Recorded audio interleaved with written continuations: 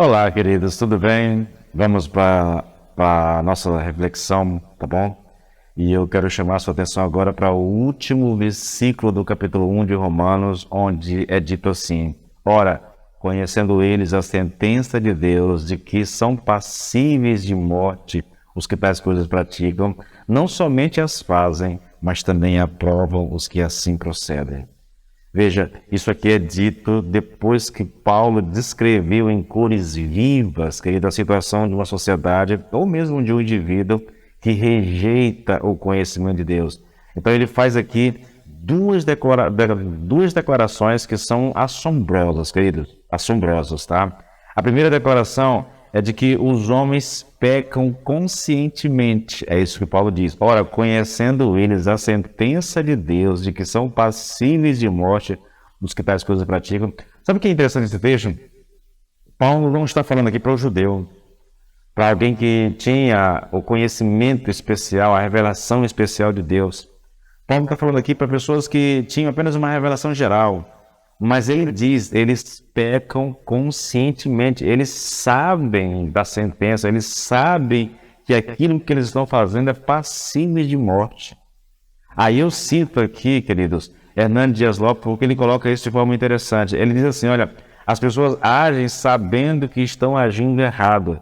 Elas sufocam a verdade, abafam a voz da consciência, apagam a luz vermelha do alarme, mas no íntimo sabem que aquilo que praticam é um ato de rebeldia contra Deus e passivo de morte.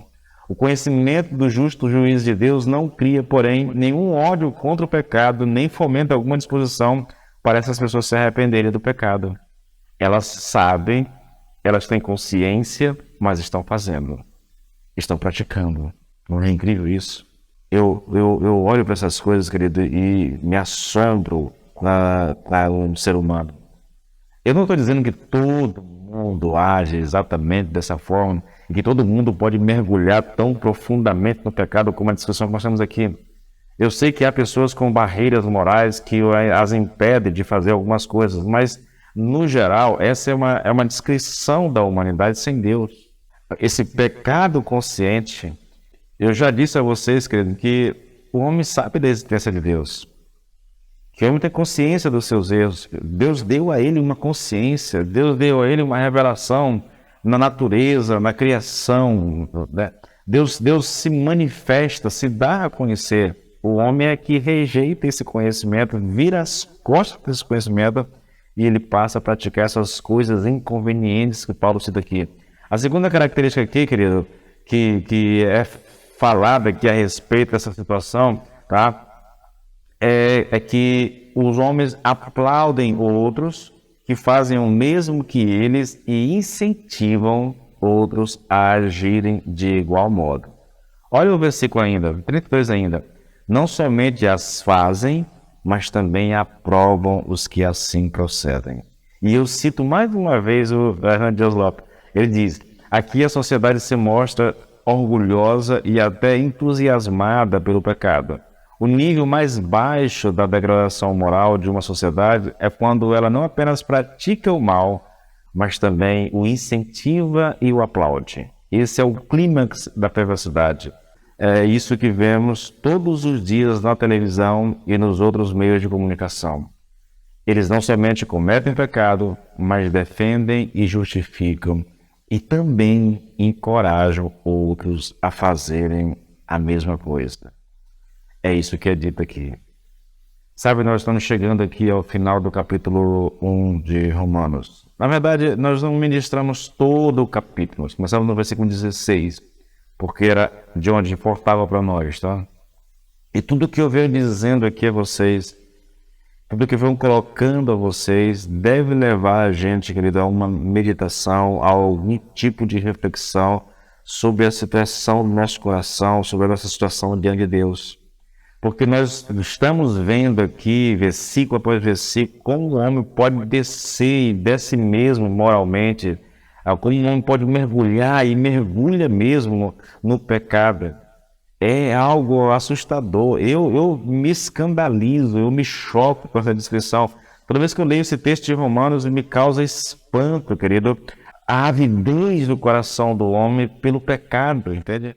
O desejo pela prática do pecado, a falta de temor, mesmo sabendo, mesmo conhecendo, mesmo sabendo que aquilo que ele está fazendo é errado, mesmo a sua consciência acusando, ele continua fazendo, mas ele não se contenta só em fazer, ele quer que os outros façam a mesma coisa que ele faz. E hoje, com o avanço da tecnologia, os meios de comunicação, as redes sociais, isso é promovido exaustivamente, queridos, exaustivamente. Vivemos uma época em que a maldade, a perversidade, a falta de temor a Deus, a injustiça, essas coisas, queridos, têm ganhado destaque, têm ganhado ênfase pelos meios sociais, pelas redes sociais, pelos meios de comunicação. Leis que são aprovadas beneficiando, favorecendo a prática da maldade. Nós temos presenciado isso o tempo todo, queridos. Eu encerro isso aqui falando desse caso que está acontecendo agora no Brasil, né? Gente invadindo escola, matando crianças a machadadas, querido. Tudo isso pelo prazer de matar. Meu Deus, assusta, escandaliza a gente, choca a gente, dá medo no coração do ser humano, né? As escolas têm que se posicionar, vão ter que contratar seguranças, talvez colocar detector de metais, porque há uma ameaça real que paira sobre a nossa sociedade em relação a essas coisas. Isso reflete o homem distante de Deus, queridos. Isso reflete o homem mergulhado no pecado, o homem que tem prazer na maldade, em fazer o mal, em causar dor ao seu semelhante, ao seu próximo. Meu Deus, como que nós explicamos isso? A não ser o fato de que o homem virou as costas totalmente para Deus e está vivendo para o seu deleite, para o seu prazer. É lógico. Jamais deixarei de lado aqui a informação a vocês, né? Do fato de que gente assim também é influenciada por ação maligna, por espíritos malignos. Eu creio nisso, querido.